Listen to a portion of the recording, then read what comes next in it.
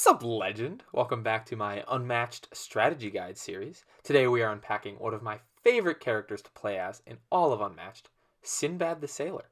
As always, I recommend going back to watch at least volumes 1 and 2, because, like the math test you didn't study for, these videos are cumulative. The previous individual character guide I made was for King Arthur, so maybe go watch that too after this. And before I actually start the video, I want to say that they announced a new set coming out in January, although you can order it right now. It is Little Red Riding Hood versus Beowulf. There seems to be some super interesting mechanisms for each character. Red's cards have effects on them that will trigger based on what the top card of your discard pile is, which makes her super calculating and planning to play. That seems like the perfect character for me. And Beowulf has a nice rage mechanic that can absolutely schmeat his opponents. They both have super beefy sidekicks with 9 health and a new board that looks like absolute hell for 2 movement characters. Everything we ever asked for. Link to an explanation video from good old Rodney Smith at Watch It Played will be in the description. And if you just Google it, I'm sure you can find a place to order it. So back to Sinbad. If we look at his stats, Sinbad is a 15 health melee character with a sidekick called the Porter, who is also melee, and the Porter has 6 health. These are both movement 2 characters, although they're not really, and I'll explain why they're not movement 2 characters when I unpack his ability. But 15 health is just below average for individual heroes. The average is actually 15.25. So nothing spectacular there. It's literally just average. The Porter, however, has below average health for an individual sidekick. That average is 7.25. And you'll see the Porter is kind of lacking in a lot of other areas later in the video. But the total combined health pool is 21, which is slightly above average for a health pool. That average is about 20.16. So you're getting just slightly more health in total than some other fighters. They are tied with Alice and the Raptors for the 8th highest health pool in the game. And in general, the fact that these are both melee fighters doesn't really matter because Sinbad may as well be a ranged character with his ability, and the Porter just doesn't matter in general. So if we unpack his ability, it says, when you maneuver, you may move your fighters +1 space for each voyage card in your discard pile. The key word to note there is that it says fighters and not hero, which means the Porter can also use this ability. There are certain attack cards in this deck, as you will see very soon, called Voyages. And each time you play one, you get to move an extra space, which means after you play or discard at least 2 Voyages, you will have the highest move value in the game. Which just, over the course of the entire game, you'll just have insane mobility. It'll be super hard for people to catch you. You can basically just bounce around the map wherever you want. And this allows for multiple different play styles because you can play really aggressively. If your opponent is trying to run away from you, you can just say no and catch up to them wherever they go. They'll have to boost their movement if they want a chance of escaping you. Or you can play conservatively. If you are low on health or whatever, you just want to run away, you can make some serious distance in between yourself and your opponent. And of course that will depend based on the situation you're in the matchup. It also adds sort of an end game goal, which I think is very interesting because for most characters, their game revolves around them just playing attacks and trying to kill you. But Sinbad's whole game revolves around him trying to get these Voyages out as fast as possible so he can make use of the movement. And as you'll see, the Voyages also do more damage based on the amount of Voyages that have already been played. So it kind of, when you're deciding what attack to play, you basically want to choose the Voyages, which is really good for new players because a lot of times when I play this with new people, they look at their hand of cards and they just have no idea what to play. But with Sinbad, they can kind of know, oh, I get more powerful the more I play Voyages, so I should play the Voyage. This ability maxes out at 9 movement if you have all 7 Voyages out, which probably won't happen too often, but just the fact that you could move 9 spaces in a single action is actually insane. And in general, this ability means that you do not have to boost your movement because generally you won't need to. So with his ability understood, let's see what these voyages really are.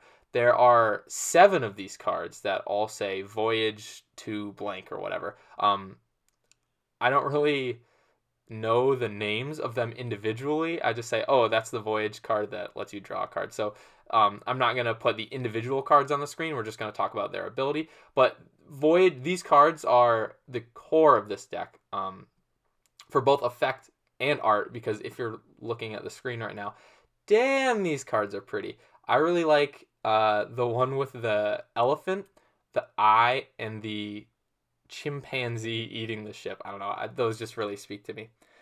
So what do these cards do? Basically, they all are Sinbad only 2-value attacks that have the text during combat. This card's value is +1 for each other voyage card in your discard pile. And they all have an after combat effect. They're all unique after combat effects. So there's 7 different effects that we'll talk about in a second. But this means that the first voyage you play will deal 2 damage. The second voyage you play will play 3 damage. And it'll go all the way up to, if you're playing your last voyage, it'll deal 8 damage. Which, if you add all those numbers up, is 35 damage. And as you'll see pretty soon, you could potentially go through that chain twice, which is absolutely insane. The general gist is that you want to play these cards almost as soon as you draw them, except for certain situations based on what the after combat effect is. But you want to play these as fast as possible to start dealing a lot of damage when you play the next one, and to get your movement value up. However, I will say these cards are very weak to feint, because the during combat ability for extra damage and the after combat effect both get canceled by a feint. And because the printed value is only 2 damage, you won't be dealing any damage to the other person. However, the positive spin of that is that you have 7 of these cards, and your opponent typically will only have 3 feints, unless you're playing against a deck like Bigfoot, which has 5. Not really 5, but when we get to Bigfoot's deck, you'll see that. So a lot of times you're going to want to try to bait these out when you think your opponent will play a feint, to get the maximum amount of damage for it.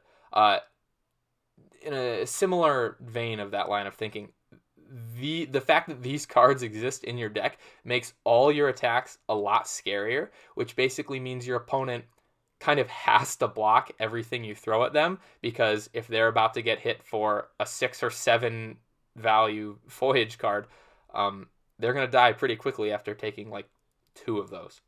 So this makes baiting attacks with regroup especially very easy, because you can throw out a regroup and they'll go, shit, I need to block this, and play like a 4 or 5 value defense card or a feint. And then when they see you've played a regroup, they'll be kicking themselves. So let's talk about the individual effects of these voyages. I have them ranked here based on how good I think they all are. I'll start at the bottom. So the weakest voyage, in my opinion, says after combat, look at your opponent's hand. Generally speaking, if you're an experienced unmatched player, you know what's in your opponent's deck, so you kind of will have a general gist of what your opponent's holding. I will say this is good, like situationally, if your opponent has a full hand of cards and you can just see like, oh, they have these 7 cards. Or if you're playing a person with like a very specific set of cards within their deck that are important to know if they have or not. So for example, King Arthur and Excalibur, you can look at their hand and say, oh, you don't have Excalibur right now, so I don't really need to be afraid of your attacks. The reason why I think this effect is kind of weak is because it's unnecessary if you're experienced, and they don't really give you anything else in Sinbad's deck to make use of knowledge of your opponent's hand like they do in Sherlock Holmes' deck, for example. The next voyage says, after combat, you may move Sinbad up to 2 spaces. This is kind of like the skirmish effect, but it's Sinbad only. It's a pretty good effect, but it's not as powerful as the other ones. The same analysis for skirmish can basically be applied to here, and because I've talked about that card before, I'm not really going to go into that too deeply. The next one says, after combat, draw 1 card. Any attack you play that says draw a card is pretty decent, because that means that the card you just played, when you draw a new card, you're replacing that card which means that your hand doesn't go down in size, which is important for maintaining card advantage, because if you play an attack and draw a card and your opponent blocks it and doesn't draw a card, you now have the same amount of cards and your opponent has one less card, which over the course of the game, if that happens repeatedly, that's generally good because you'll have a full hand of cards and your opponent will have less resources than you, which potentially means less attacks and less blocks. The next voyage says, after combat, Sinbad recovers 2 health. This is the only means of recovering health you have in this game, and as I mentioned before, Sinbad has a pretty average health pool, which makes this card pretty powerful. 2 health on one card is pretty good, and as you'll see in just a minute, if you're able to play this card twice and recover 4 health, that will add a lot of longevity to your game. The next voyage says, after combat, deal 2 damage to the opposing fighter. This is just a pretty good effect because it's just more damage, and you'll see in a second that you want to kill your opponent pretty quickly with Sinbad. So just an extra 2 damage on top of an already probably pretty large voyage card is good. This is a really good voyage to play early in the fight because a lot of times enemies will hold on to their feints for maybe like the last 3 or 4 voyages you're going to play so that they can reduce more damage with the cancel effect, which means they probably won't play a feint on the very first voyage you play, which means if you play this early, you'll get the 2 damage for free, essentially. And the most powerful voyage, in my opinion, says after combat, take all other voyage cards from your discard pile and add them to your hand. Now, this initially sounds kind of bad because you're basically resetting your movement and you're resetting the damage on all your voyage cards. However, this is really good because it lets you go through the whole chain again. And remember how I said when you add them all up, it's 35 damage? If you played all 7 voyages twice, you would deal 70 damage, which is usually enough to kill almost any other enemy you have. Like, it's insane if they can actually block this. You don't want this card to get feinted, and a lot of times people will save a feint for when they think you're going to play the voyage home card to cancel it, because if this gets canceled, you're kind of that's really not good. So I would recommend not waiting to play this as your last voyage. Maybe play it as like your 5th or 6th voyage so that you can actually get the value out of it. And it also doesn't completely reset it, because when you add all the voyage cards to your hand, you'll now have probably like 5 extra cards in your hand that you'll have to discard at the end of your turn. So you could probably discard like 2 or 3 of the weaker voyages to not go back to 0, if that makes sense. And before we get to the other cards in Sinbad's deck, I want to talk about the way his deck is made up. I want to talk about his deck composition, because this is more important than in King Arthur's deck, and you'll see why in a second. So this is from a website called like unmatchedmaker.com. I'll put a link in the description. It has very useful tools for seeing all the cards in every Unmatched fighter's deck. It has all the sets on it. It's just a ton of useful information if you want to learn the game. So I recommend looking at the site. But if we look at this graph, each like column represents a different card. So there's 30 columns in total for a 30 card deck. Each square on each column represents the value of that card. So if we look at the card all the way on the left, that is a 2 value attack because it's red. The purple cards are versatile. The yellow cards are schemes, and the blue cards, which don't show up, are defense cards. And that is a very important thing to note about Sinbad's deck. He doesn't have any true defense cards, which means he has to use the versatile purple cards in order to block, which means you have to use your versatile cards a little bit differently than you do in other decks, because you actually have to rely on these cards to stay alive. You don't really want to block with the regroups. Feints are a little bit more situational, which leaves you about 11 other cards you want to block with. 3 of those are momentous shifts, which are a lot better on offense. You can consistently get those to be value 5 than you can on defense, which means you probably have about 8 cards to block with consistently in this deck. 4 of them are 3 value, and the other 4 are 4 value, which means your deck is not very good at defense, which means you want to use your Voyages to try to end the game as fast as possible.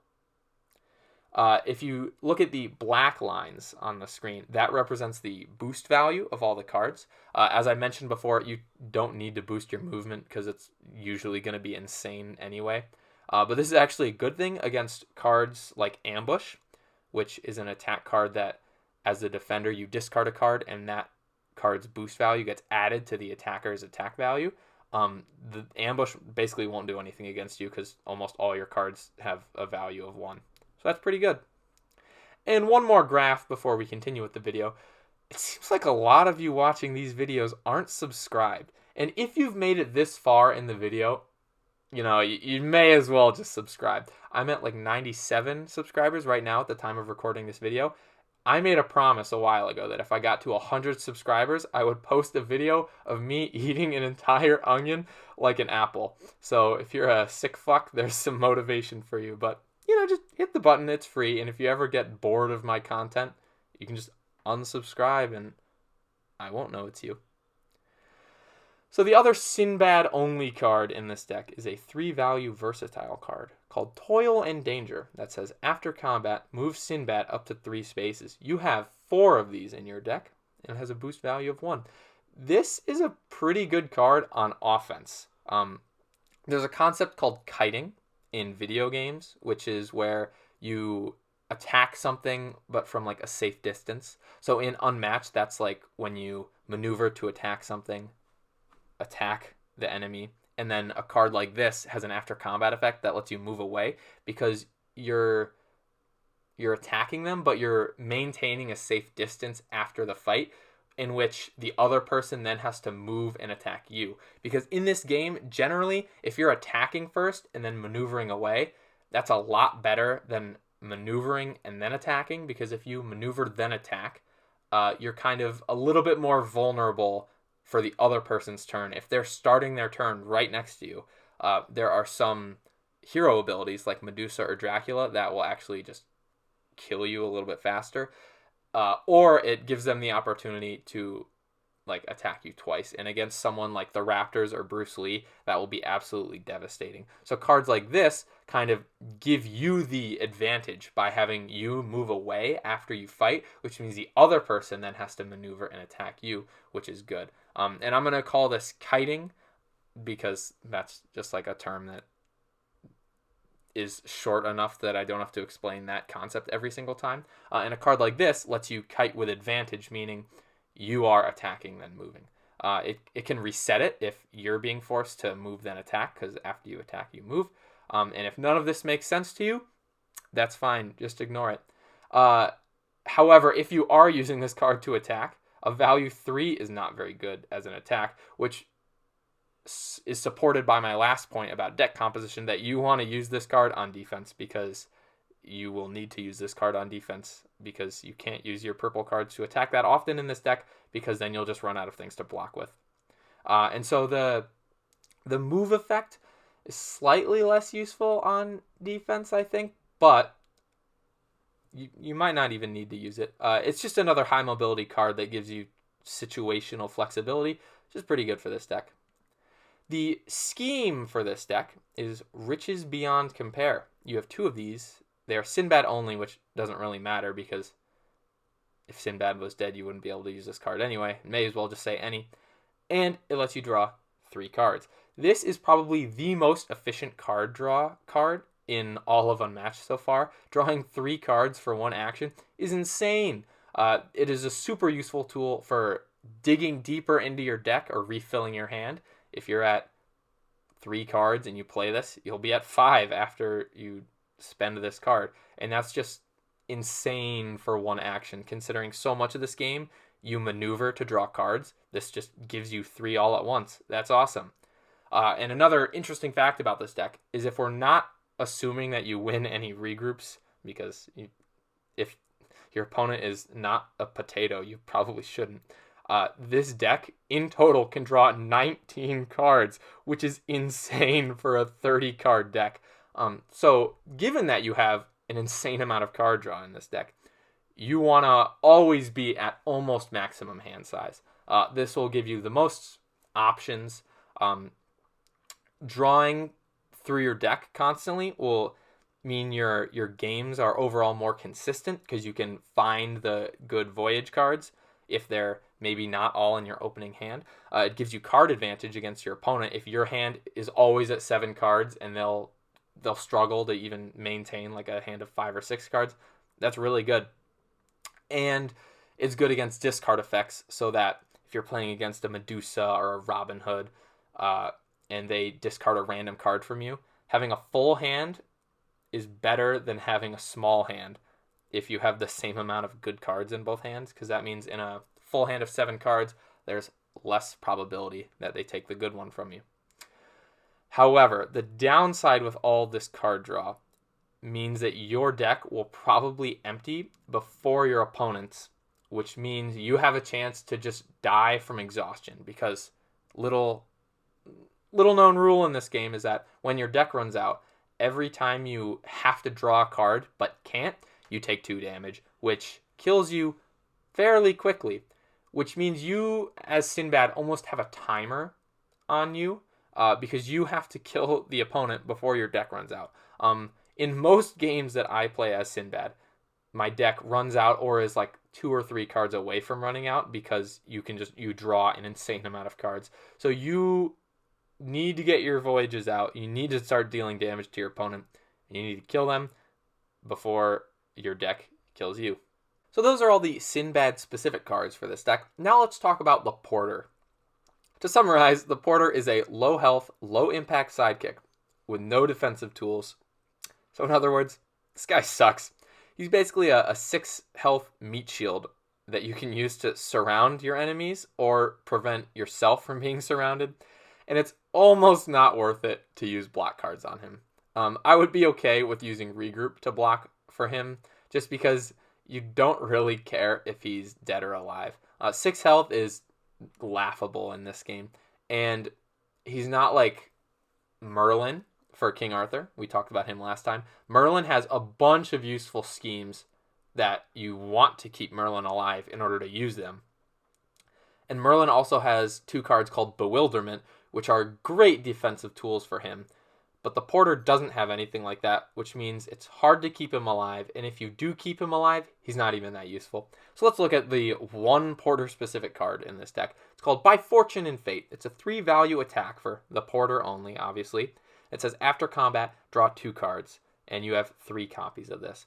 So it's an okay attack. As I mentioned before, 3 value on attack really isn't that great. You want to usually be playing like 4s or 5s if your deck has any of those. But the effect is just another card draw tool for your deck. And you have a ton of card draw in your deck, which means if the Porter's main use is to draw cards and you already have a full hand, or it's late in the game and you already have drawn all the cards you need to draw, what's the point?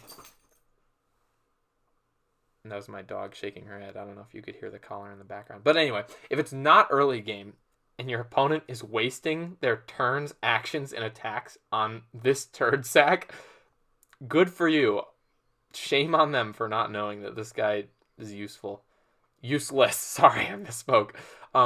The one thing about this card is drawing 2 cards on 1 card is pretty good. That's like winning a regroup, except this always hits.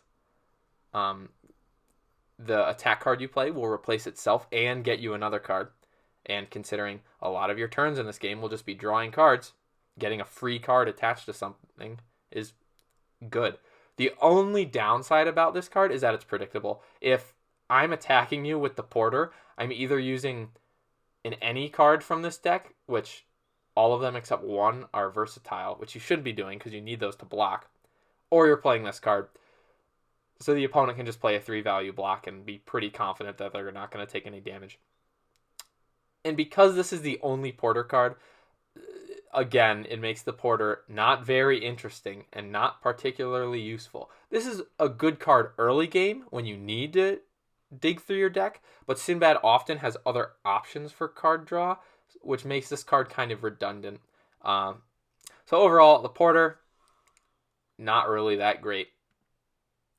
We're going to talk about these two cards. I'm not going to give them full slides because they're kind of simple to understand. The first one is Commanding Impact. It is a 5-value attack card, any, so this is one of the cards the Porter can use. And it says, after combat, draw a card. 5 value is great for attacking. The fact that it draws a card and replaces itself lets you maintain card advantage. It is a high value, so it's anti-feint, which means if it gets canceled, you'll still deal 3 damage for free, even if you don't get to draw a card. That's pretty good amount of damage to do for free. Overall, it's a pretty good attack card. However, you generally want to be playing your Voyages. So this is a good bait card when you already have a lot of Voyages out, but I would not play this super early in the game. The next card is Exploit. It's a 4-value versatile card. Anyone can use it. I don't know why you'd use it on the Porter. And it says, after combat, draw a card. So this is basically the same card as Commanding Impact. It's 1 less value, which is worse for attacking. But like I said before, this is one of 4 value versatile cards in this deck, and you need those cards in order to block. Because 3 value block cards, you won't survive for very long on them. So you need this card in order to block big attacks from your enemy. The fact that it draws a card after combat and replaces itself is great for maintaining card advantage in a nice hand size. I will say there are 2 copies of Exploit, which is pretty good. There's only 1 copy of Commanding Impact, so it's like, it's alright. I guess these 2 cards are pretty good in this deck. And lastly, we're going to get to the basic cards of Sinbad's deck. I have already talked about all these cards before in my first and second videos, which I should, if you haven't watched them by now, what are you doing? Just go watch them after this video. The reason I made those is because these cards appear in a lot of decks. I don't want to talk about them every single time. But Sinbad has 3 feints, 2 copies of Leap Away, 3 momentous shifts, and 3 regroups. Leap Away is basically skirmish, but after combat you can move 4 spaces, which is better than skirmish, because skirmish is only 2 spaces. It's just another high mobility, situational flexibility card for Sinbad. It's pretty good. It's a 4-value versatile card. You need to use these to block. This and Exploit are the only cards that block 4 damage. You're going to die if you don't play these on defense. Momentous Shift. You might have to play this on defense. A 3-value defense card isn't that great, as I've mentioned before, but you may not have the cards in order to play this offensively to be value 5. You might have to use this to block if you don't have any other versatiles in your hand. So just keep that in mind. And Regroup is great for baiting when you think someone's going to feint a voyage. You can just play a Regroup instead and make them feel stupid. And like I said before, you can use it to block for the Porter. I usually don't like using Regroups for block, but the Porter is worth it. And my final thoughts for Sinbad. This character has the most interesting mechanisms in the original Battle of Legends Volume 1 pack, and is still one of the funnest characters to play, even after 5 more sets have come out after that first set. He is a great example of a character that feels super powerful to play, but when you're playing against him, it still feels balanced. I think Sinbad is one of my favorite characters, along with Bruce Lee, Jekyll and Hyde, and the Raptors. And I'm always fine playing Azure against him because he's just a ton of fun to play. So those are my thoughts on Sinbad. I hope you learned something. This was a lot easier of a video to make than King Arthur. Sinbad is a lot more straightforward of a character, and a lot better of a character too. So let me know what you think about Sinbad. Please leave a comment telling me if I was right about something, wrong about something, or if you just have a different opinion. I'd love to hear from you. If you learned something from this video or thought it was useful, please leave a like. And of course, like I said before, if you made it this far, you're at the end of the video right now, you may as well just subscribe, you know. That's me whoring myself out for you. That's it. See ya.